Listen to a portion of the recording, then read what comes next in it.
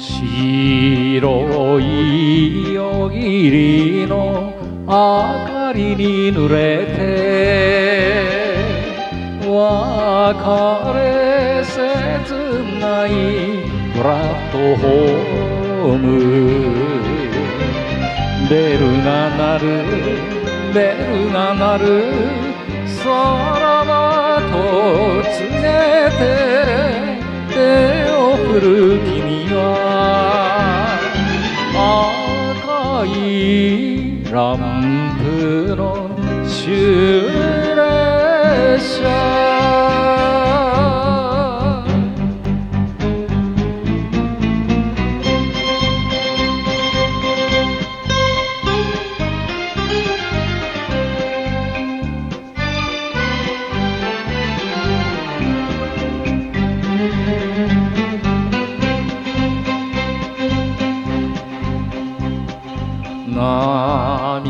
涙隠して微笑みおって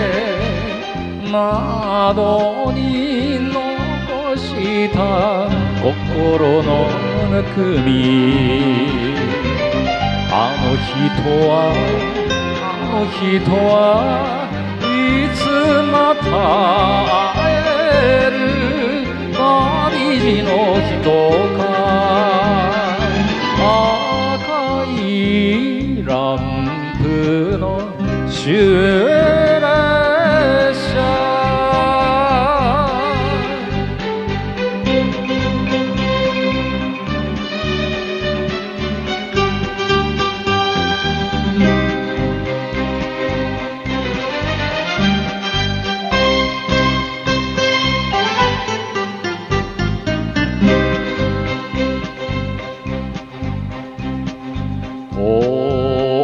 遠い汽笛に薄れる影に一人佇むプラットホームさよならさよならまぶたの奥に悲しく消える赤いランプの終